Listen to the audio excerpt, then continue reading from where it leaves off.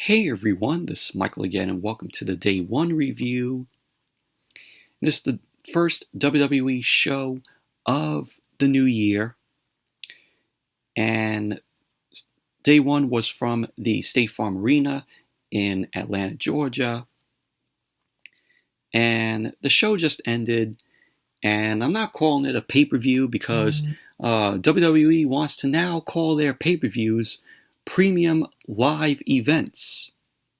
Yes, they're calling them premium live events. Pay-per-view, them saying pay-per-view is outdated. So, I don't mind them calling their shows, like Royal Rumble, WrestleMania, SummerSlam for future shows, premium live events.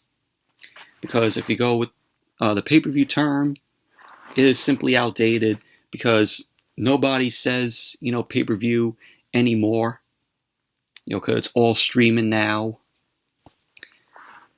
But that's what WWE is going to call their shows from now on. Their big events. Just premium live events. But Day 1, this show was absolutely fucking boring. This show was absolutely terrible tonight. You had the crowd, after the first match, they were dead. The crowd was dead throughout the night. There was no energy after the first match. That's how I felt of the crowd. There was no energy coming from them. They were basically like zombies throughout the night.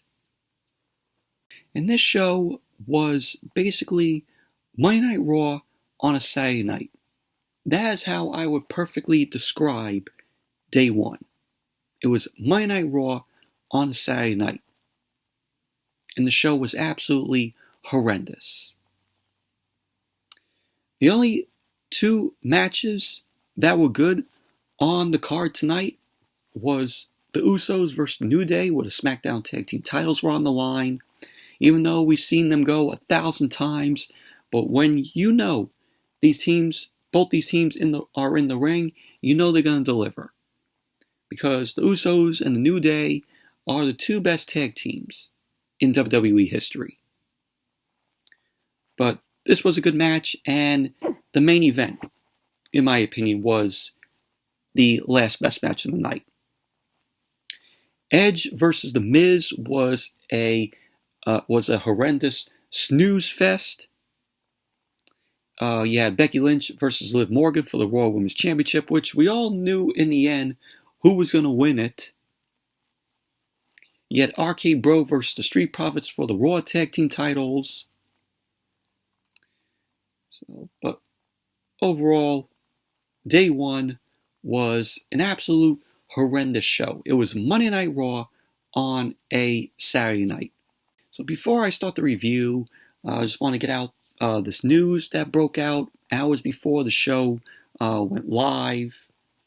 And you all know about it possibly. But we all knew that Brock Lesnar was going to face Roman Reigns for the Universal Championship at Day 1 tonight. Well, Roman wasn't in Atlanta. He wasn't on the show tonight.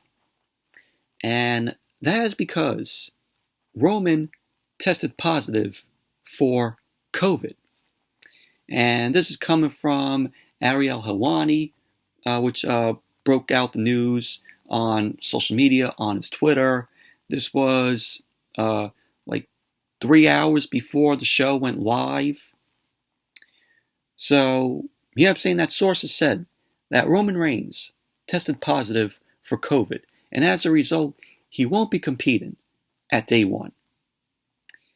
Ariel Helwani also on Twitter said that sources said that Reigns is the Universal Champion, of course, and that he is fully vaccinated.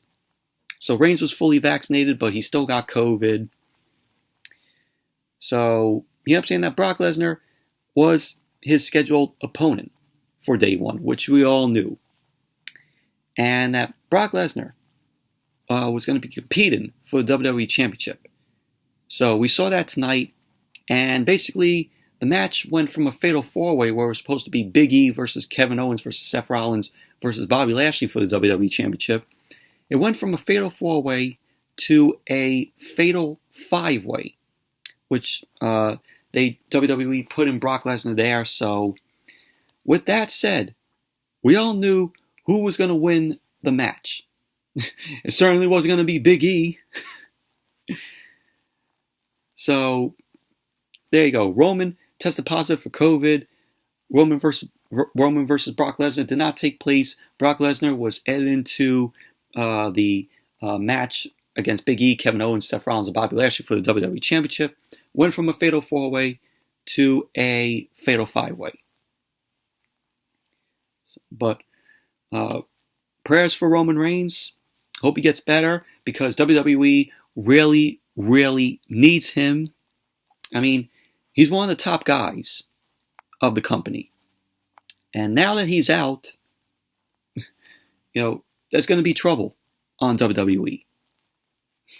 They lost one of their top guys to COVID. So he's going to be out. But that's the other news that I had to get out there. Roman tested positive for COVID, even though he was fully vaccinated. But that's the news. A little bit of news. So now on to the review. I'm going to start with the match that was on the pre-show, and it was Ridge Holland and Sheamus versus Cesaro and Ricochet. And this was a decent match here. We had Ridge Holland and Sheamus end up coming out first. Then Cesaro came out, and then he was waiting for Ricochet, which Ricochet then made his way out. So the match started off with Cesaro. He was looking to go and start off the match with Sheamus. Sheamus was talking some trash to Cesaro, and Ridge Holland ended up tagging in. He ended up going at it with Cesaro. Cesaro ended up catching Ridge Holland in midair, and Cesaro was taunting Sheamus. Cesaro then dropped Ridge Holland into a backbreaker over his knee. Ricochet ended up coming in, and Cesaro ended up sending Ricochet into a pin onto Ridge Holland, which Ridge Holland ended up kicking out too. Sheamus came in. He ended up going at it with Ricochet, and there was a point where Ricochet, his shin and his knee end up colliding with Ridge Holland's nose. So Ridge Holland had a busted nose. He was bleeding. He was being checked on at ringside. And so we had Ridge Holland being taken out of the match. So Sheamus then ended up rocking Ricochet, nailed another backbreaker. Sheamus kept control of the match. He delivered another backbreaker on Ricochet. Ricochet was looking to come back, and Sheamus ended up leveling him, and he pinned him, and Ricochet ended up kicking out too. So we had Sheamus taunting Cesaro, and he ended up going back to work on Ricochet. Sheamus then delivered the 10 beats of the Buron on Ricochet.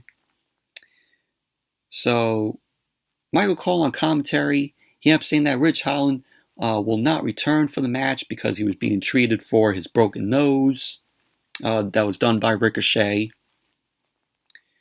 So Ricochet ended up nailing a tornado DDT on Sheamus. So we had Cesaro got back into the match. He ended up sending Sheamus out to the floor. He ended up smashing Sheamus into the barricade with a running uppercut.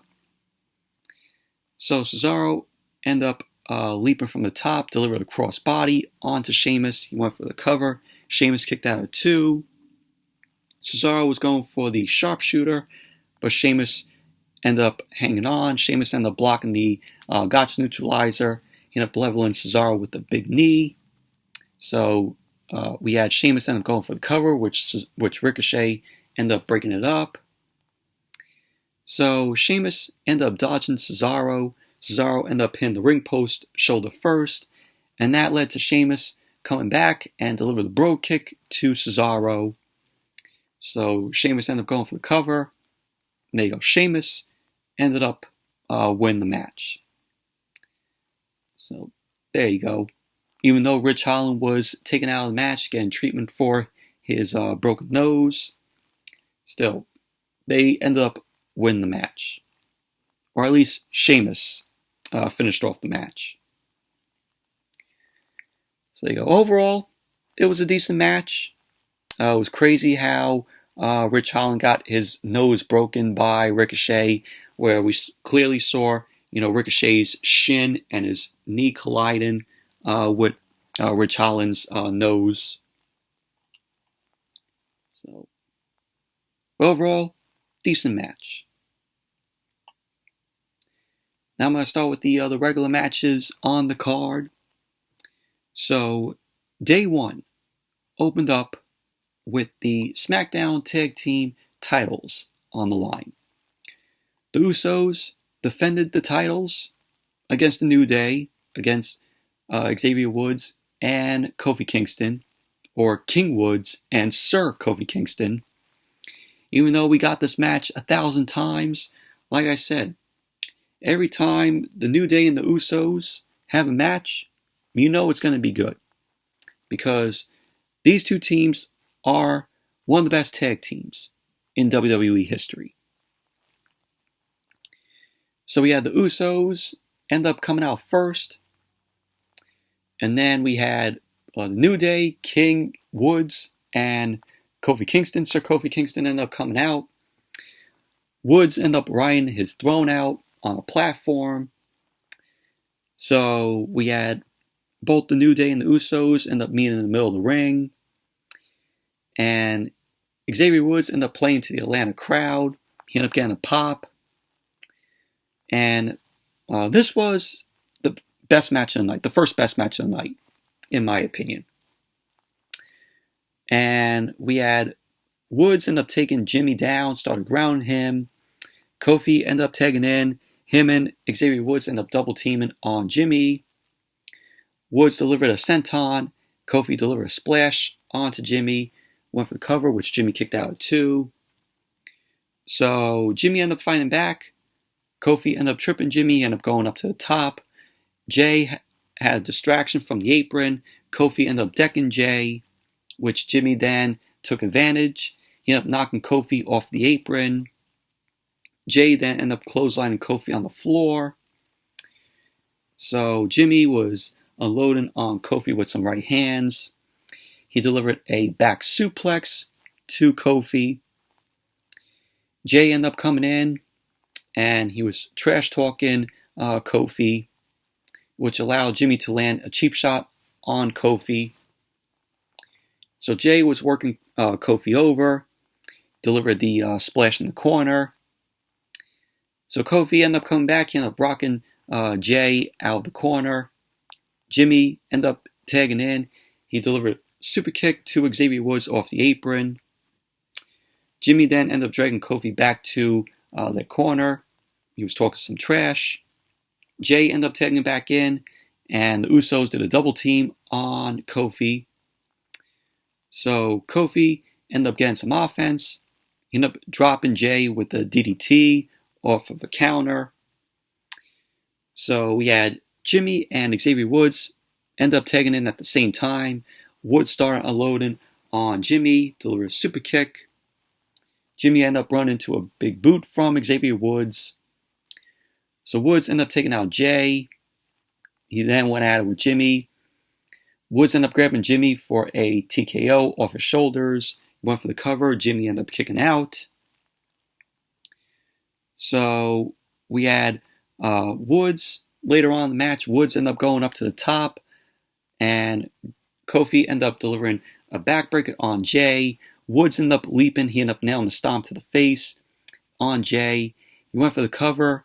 Jay ended up kicking out, and Xavier Woods couldn't believe it. And the fans were on their feet. They were loving this match. They were liking what they were seeing. They were chanting, "This is awesome." Woods ended up scooping Jay on his shoulders, and he ended up taking in Kofi for the double team. Jay ended up shoving Xavier Woods into the corner. Jimmy came in. He ended up super kicking Kofi. Kofi then end up eating a double super kick from the Usos. Jay ended up tagging in. He ended up going up to the top. So they end up hitting the double Uso splash on Kofi. Jay ended up going for the cover. And Xavier Woods ended up leaping in and breaking up the pin out of nowhere. So we had the Usos and the New Day. At this point in the match, they were facing off in the middle of the ring. Both teams started brawling. Kofi and Jimmy ended up taking it out to the floor. Jay ended up countering Xavier Woods. In came in Jimmy. Kofi ate a big boot. And then the Usos ended up dropping Kofi with the 3D. So they used the Dudley's finisher, the Dudley Boys' finisher, the 3D. So there you go. The Usos end up winning the match, retaining the SmackDown Tag Team titles. Overall, this was a very good match. This was the first best match of the night, in my opinion. The crowd was really into it. They really enjoyed it. And, it was entertaining. Like I said, every time the Usos and the New Day are in the ring, they're going to deliver a good match. Even though we've seen them go at it 1,000 times before.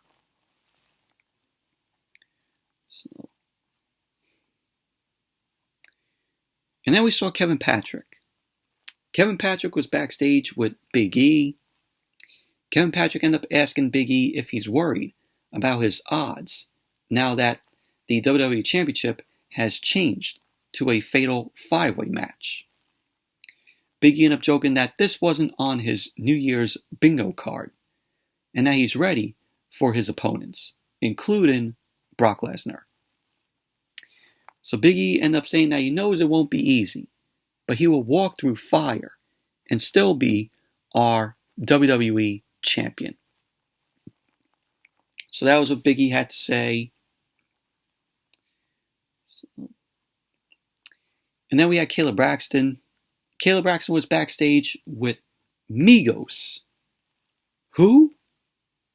I had never heard of this music group before, Migos. So they end up talking about being fans since they were kids. And they teased that we may see them get involved in the match. So pretty much basically that, but who cares? Who cares about Migos? Who are they? Who are they?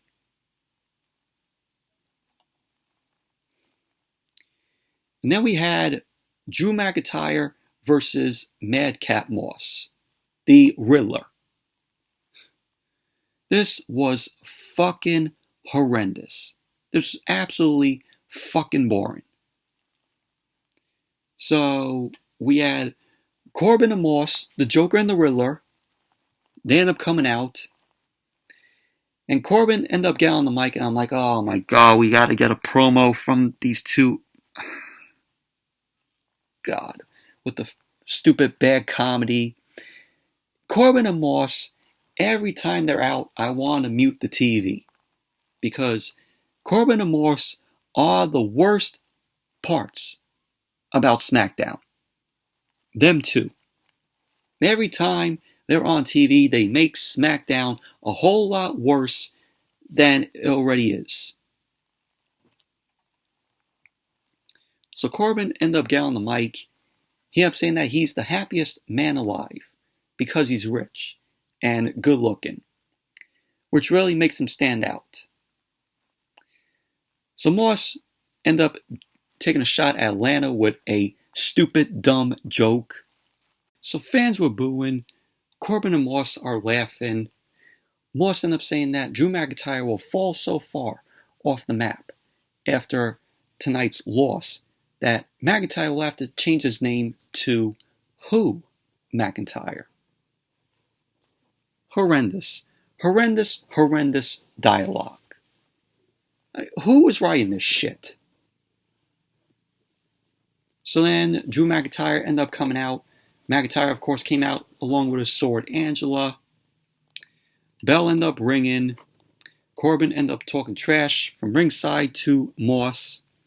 Moss ended up rocking McIntyre, ended up applying a headlock. They ran the ropes. McIntyre ended up leveling Moss with a stiff shoulder. He was taunting Moss some more. Moss ended up rocking McIntyre, started beating him into the corner. Moss was beating McIntyre down as the referee was counting. And that just angered McIntyre, made him furious. McIntyre ended up launching Moss back into the corner, started loading on him. And this match should have been a squash match. But this match dragged on. It dragged on. This match should have ended in 5 minutes. And yet, they drag it on. They wanted to torture us with this match. All it basically was McIntyre just manhandling Moss. But at the end of the match, McIntyre ended up nailing the Claymore. There you go. Drew McIntyre ended up winning. Horrendous match. All it was McIntyre just manhandling Moss, beating him down. The match should have only lasted, 4 or 5 minutes? But yet they dragged it on. Absolute bore fest.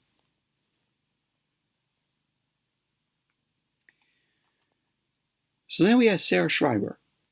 Sarah Schreiber ended up stopping Kevin Owens backstage. Sarah Schreiber was asking about Brock Lesnar being added to the WWE Championship match. Kevin Owens ended up telling Sarah Schreiber that it's a travesty or a tragedy. He ended up saying that it never should have happened this way. He ended up going on about how Bobby Lashley and Brock Lesnar were both added to the match when they didn't belong. Owens ended up saying that he looks forward to him and Seth Rollins working together and dealing with Brock Lesnar, the bully. He ended up mentioning what Brock Lesnar recently did to his friend Sami Zayn. So Kevin Owens ended up talking about his backup plan. He ended up saying that he's going to talk to Seth Rollins. So pretty much that was basically that. And then we had the Street Profits versus RKBro for the Raw Tag Team titles. Of course, the Street Profits end up winning the RKBro tournament. So they end up facing RKBro tonight at day 1. So we had the Street Profits end up coming out first. Montez Ford, Angelo Dawkins. And then out came RKBro, Randy Orton, and Matt Riddle. And then out came Migos, which Mike Rome on the mic ended up saying, "Oh, Migos is the greatest band in the world." And I'm like, really? Really? This is WWE trying so hard to be cool. And it just did not happen. Calling Migos the greatest band in the world. You kidding me? So Migos end up taking their seats at ringside next to the commentary table. They were behind a set of velvet ropes that were there. So the match ended up starting, which the match itself was just okay, in my opinion. So the bell ended up ringing. Dawkins ended up starting off with Matt Riddle. They each gave each other a fist bump. Riddle ended up applying a headlock to Dawkins. Dawkins ended up leveling Riddle with a shoulder. The Street Profits ended up taunting Migos by the commentary table. Ford ended up tagging in. He ended up leveling Matt Riddle. He was doing push-ups, showing off before he ended up covering Riddle, which Riddle ended up kicking out too. Dawkins ended up coming back in, and we had the Profits and RK-Bro facing off. Orton ended up going at it with Dawkins. Dawkins delivered a shoulder to level Randy Orton. So Orton and Dawkins ended up locking back up. Orton ran the ropes. He ended up going for the RKO, but Dawkins ended up blocking that. So Orton and Migos were sharing sign of respect. Ford ended up taking back in. He was talking some trash to Orton. Orton locked up with Montez Ford. Montez Ford took Orton into the corner. So the referee was counting, and Ford ended up backing away, and he delivered a chop as Matt Riddle was looking on. Orton ended up coming back. He ended up leveling Ford with a drop kick. So he went for the cover. Ford ended up kicking out 2.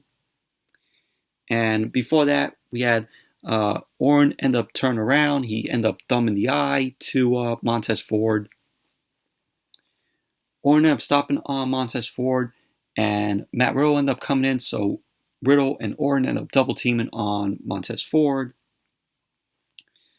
So at the end of the match, we had Riddle end up running in. He ended up blocking Montez Ford. He ended up lifting Montez Ford up, dropped him into a RKO from Randy Orton. So Orton ended up going for the cover. And there you go. RKBro ended up winning the match, retaining the Raw Tag Team titles. Post-match, Orton and Riddle end up posing with the titles. Migos end up coming in. The Street Profits end up coming in. They end up shaking hands with Orton and Riddle for a show of respect. So we had the fans and Migos end up applauding. Orton and Riddle then raised the titles again. And that was that. Overall, match was okay in my opinion. And then we had Drew McIntyre. Drew McIntyre got stopped by Megan Moran backstage. McIntyre ended up telling Megan Moran about him defending Moss. And he says that his jokes are bad. It's bad when both Corbin and Moss are out there on SmackDown when they're doing fucking happy talk or shit talk. Yeah, the jokes are fucking horrendous. But McIntyre ended up saying that Moss was a tough opponent. And McIntyre ended up saying that for Corbin, he can handle himself. And then Moss and Corbin end up attacking McIntyre. They end up beating him down. McIntyre fought back. He delivered the Glasgow Kiss. And a chair ended up hitting McIntyre. McIntyre was taken out. Corbin was ordering Moss to wrap the chair around McIntyre's head. Moss then ended up slamming a piece of rigging into McIntyre. So Moss and Corbin end up retreating. Officials end up calling for help from McIntyre. You had Adam Pearce over there calling for help from McIntyre. And that was that. So great. Great. We're still going to continue this fucking feud between McIntyre, Moss, and Corbin. Great. Fucking great. Just when we thought this would be over with, yet WWE still wants this to continue. Unbelievable. Unbelievable. This feud ain't over when it should be.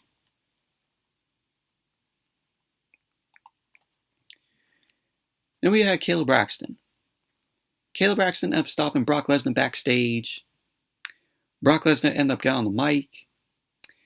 And he ended up saying that he does what he wants to do because he's a free agent. Brock Lesnar's a free agent. They didn't draft him to Monday Night Raw or SmackDown.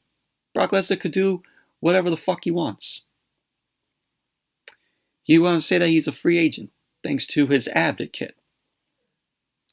So Brock Lesnar ended up saying that he will go to the ring tonight and walk out of it as the WWE Champion of the world. And that's not a prediction. That, my friends, is a spoiler. So there you go. That was what Brock Lesnar had to say. And then we had Edge versus The Miz. My God, this match was so fucking boring. This was a snooze fest. This match was horrendous. So The Miz ended up coming out with Maurice.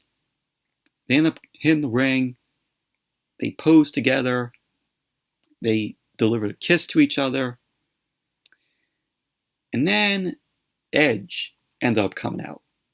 Edge came out to the Brood's music, which is awesome. You had the red lights go on in the arena.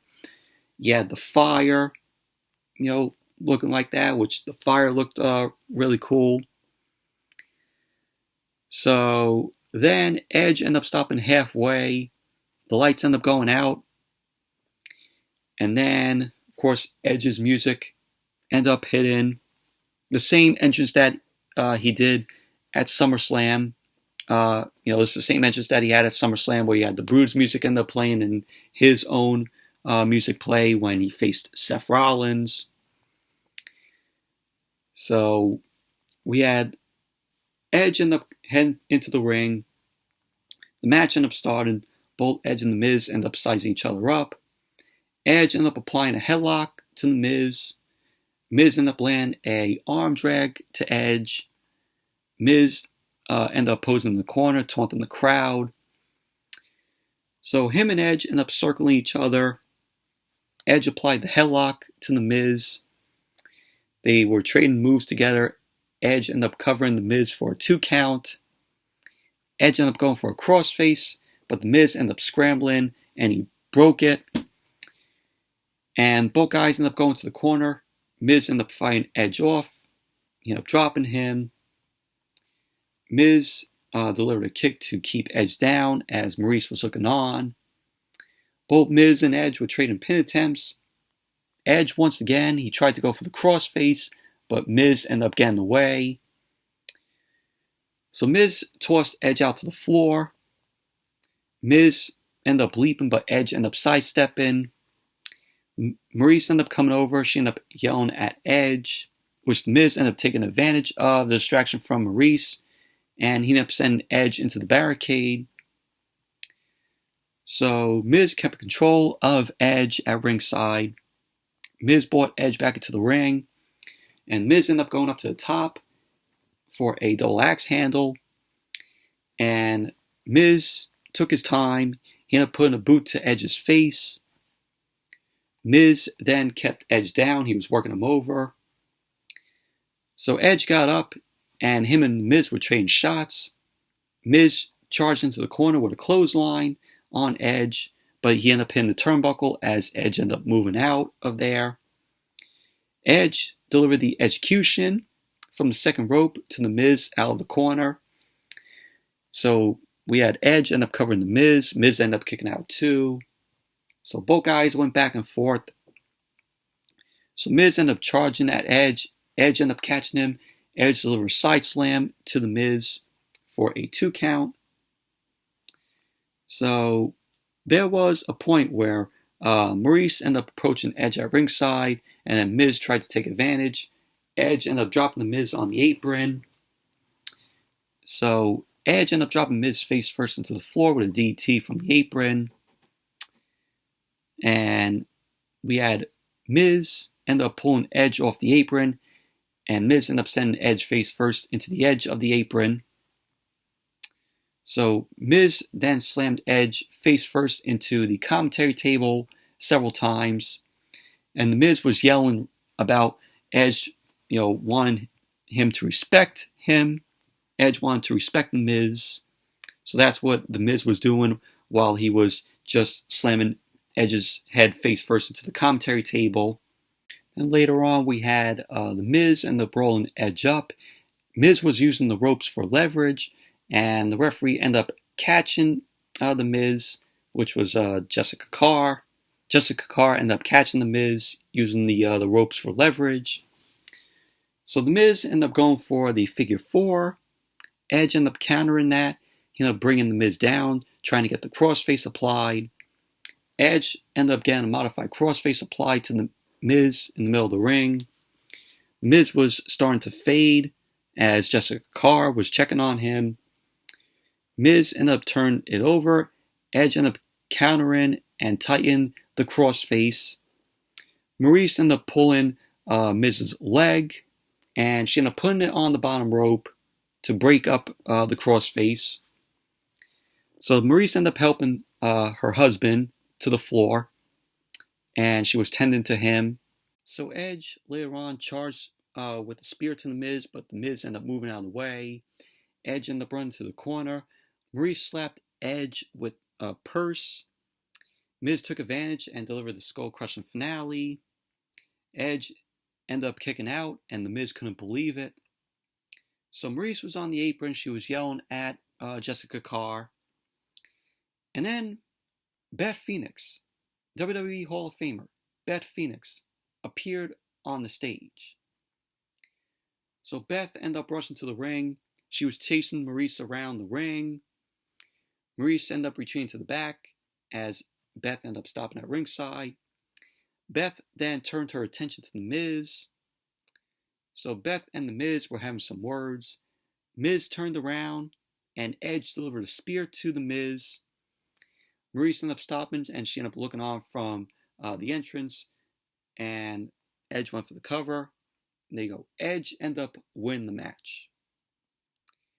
So post-match, Beth Phoenix ended up joining her husband in the ring, and Edge and Beth were posing together, and the Miz and Maurice were on the stage, and pretty much that was that.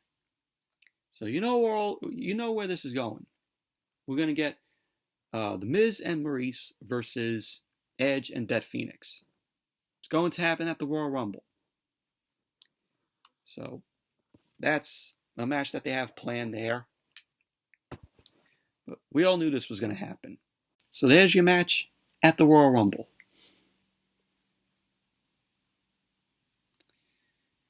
And then we had Kevin Patrick. Kevin Patrick was backstage with MVP and Bobby Lashley. MVP ended up telling Kevin Patrick that the other participants in the main event are shaking in their boots because of Brock Lesnar, but not the almighty Bobby Lashley. So MVP ended up admitting that Brock Lesnar is a once-in-a-lifetime athlete, but so is Bobby Lashley. MVP ended up saying that Bobby Lashley is looking forward to winning the WWE Championship, so he can say he beat Brock Lesnar for it. MVP wanted to say that this won't just be the first day of 2022, it will be the first day of the almighty era, lasting forever. So Bobby Lashley ended up saying that he will take great pleasure in feeling Brock Lesnar tap out in the Hurt Lock. So Bobby Lashley ended up agreeing with all this. He kept saying that, this is going to be the first day of a new era. So that was that. And then we had Liv Morgan versus Becky Lynch for the Raw Women's Championship. WWE, they've been hyping up, Liv Morgan doing like this promo package for her, thinking that this is her time to win the Raw Women's Championship. So we had Liv Morgan end up coming out first, and then Becky Lynch. So the match started off, both women end up locking up. Becky Lynch delivered a slap to Liv Morgan, which angered her. Liv ended up coming back, leveled Becky Lynch, send Becky Lynch out to the floor to regroup. And I gotta say, the referee in this match, what was with the slow counts that she did? I'm like, seriously, every count that this woman ref made in this match was absolutely slow. Slow counts. So we had Liv end up following Becky Lynch. She ended up slamming Becky's face into the commentary table over and over. Liv ended up screaming out, and she got a pop from the crowd. She brought Becky back into the ring. Becky ended up going right back out for a breather. So Becky Lynch knew of some of the moves that Liv Morgan was going to do. Like, she knew what Liv Morgan was going to do. So that's why she, always went out for a breather in this match. So Liv ended up running into a boot from Becky Lynch. Liv ended up blocking the manhandle slam. Becky ended up trying to mount some offense, and Liv Morgan ended up rocking her with a knee. Liv kept control of the match. She ended up dropping Becky from the corner. She went for the cover. Becky kicked out at 2. Liv then blocked the disarmer from Becky, and she ended up applying a submission, forcing Becky Lynch to yell out. So Becky ended up going back out to the floor to regroup.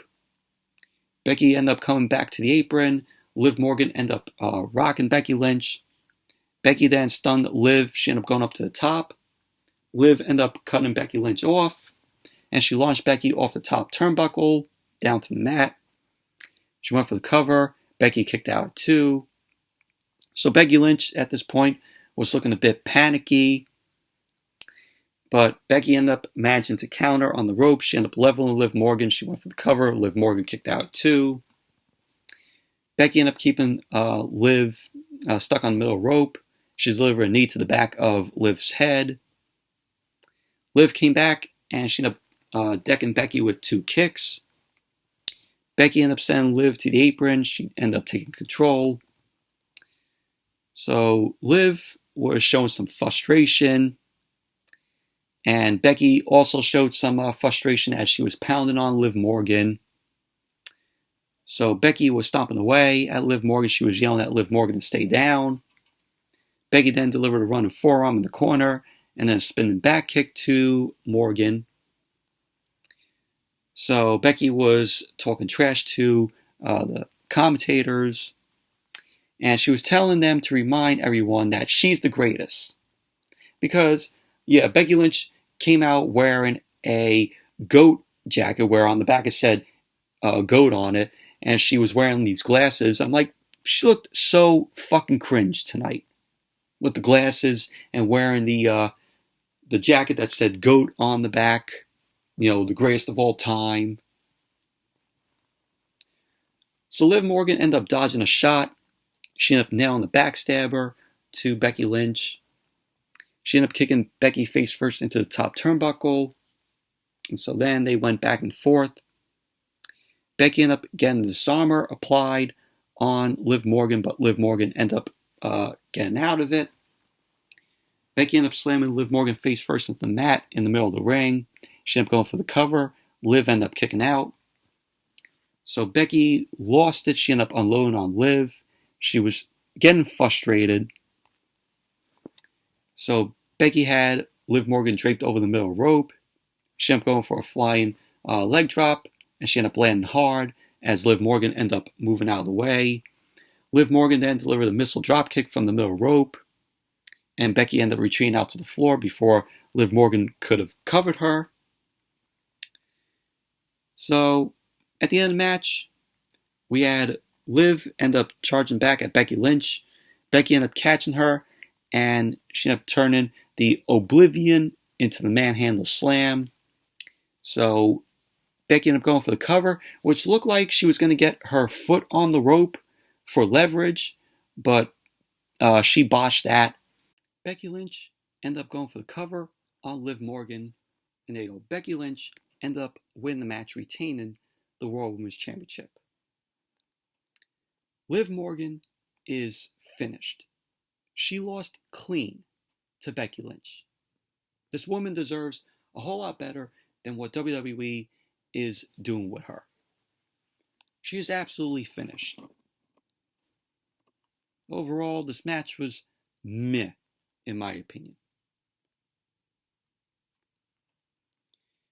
And then we saw Kevin Patrick. Kevin Patrick was backstage with Seth Rollins. What a coincidence. We go from Becky Lynch, then to her husband, Seth Rollins. So, Seth Rollins, he was ranting. He was wearing his black and white robe. We should call him Cruella Rollins, because that's who he looks like. He looks like Cruella DeVille out of 101 Dalmatians with that jacket.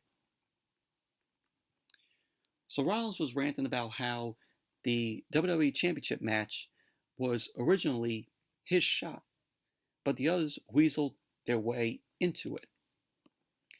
He kept saying that the other 4 participants all have one thing in common, and that is they're not him. Rollins went on to say that he will do what he does best. He's going to stomp heads and win the WWE Championship. So that was that. And then we went to an Instagram video from Johnny Knoxville. Johnny Knoxville, he kept saying in his Instagram video that he wants to make a run for the Royal Rumble, match. So they end up plugging the 2022 Royal Rumble. It's going to take place on the 29th in St. Louis at the Dome at America's Center. So there you go. Johnny Knoxville, he's going to be in the Royal Rumble. He's going to be in the Royal Rumble match. What a waste. What a fucking waste. He's the next Drew Carey. Remember when Drew Carey was in the 2001 Royal Rumble and he eliminated himself because he didn't want to go up against Kane in the Royal Rumble match? Yeah. Good luck, Johnny Knoxville. Good luck. I like Johnny Knoxville, but this is just a promotion for Jackass Forever, which comes out next month, which I am looking forward to. I'm looking forward to Jackass Forever. But it's all a ploy just for that. Just for advertisement for the film. But waste of a Royal Rumble spot. Main event. Fatal 5-way match. We had Seth Rollins, Brock Lesnar, Bobby Lashley, Kevin Owens, and Big E. WWE Championship on the line. Like I said, originally it was going to be Brock Lesnar versus Roman Reigns. Universal Championship was going to be on the line. But because Roman tested positive for COVID, WWE ended up putting Brock Lesnar into the spot for the WWE Championship. But this was the second last best match of the night. So we had Seth Rollins coming out first. Kevin Owens then made his way out. The almighty Bobby Lashley came out along with MVP. Big E, the WWE Champion, came out next. And then last but not least, Brock Lesnar came out. So the match ended up starting. Everyone went after Brock Lesnar. Lesnar fought back. He delivered a suplex to Kevin Owens. He ended up delivering a suplex to Seth Rollins. So Kevin Owens ended up saving Rollins from an F5 from Brock Lesnar. So Big E ended up rushing in. He ended up dazzling Brock Lesnar. He ended up knocking Brock Lesnar out of the ring. Big E ended up going out to the floor. Lashley ended up scooping Big E up. He ended up running him face first into the ring post. Lashley then ended up staring Brock Lesnar down. Lashley ended up charging, and he ended up crashing Brock Lesnar through the barricade with a spear, which he sent him into the timekeeper's area, and the crowd popped for that. The crowd finally woke up after the first match, which was the Usos and the New Day. So after that match, the crowd was like zombies throughout the show. And they woke up for this main event. So Lashley ended up decking Kevin Owens, and he ended up dropping him with a neck breaker.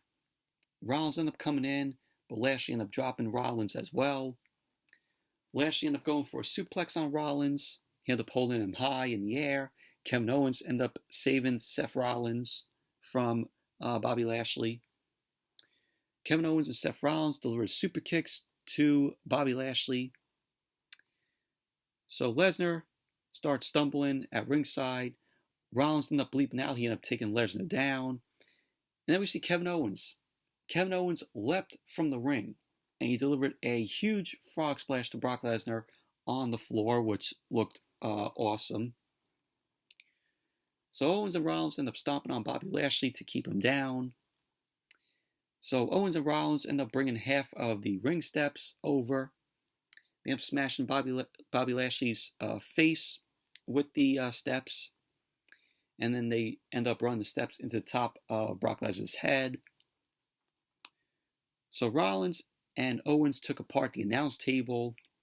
Kevin Owens ended up smashing Lesnar with the top of the table as the fans were chanting, "We want tables."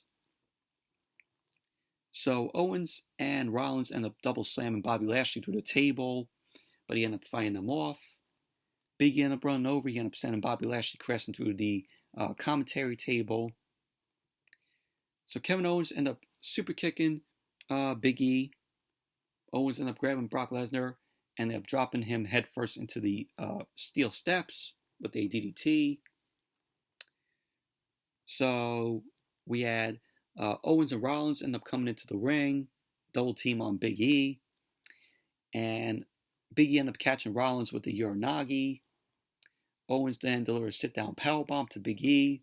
Went for the cover. Big E ended up kicking out too. Kevin Owens ended up going to the top to deliver the Swanton to Big E, but Big E ended up getting his knees up. Rollins came back in, delivered a frog splash on Big E. He ended up going for the cover. Big E ended up kicking out too.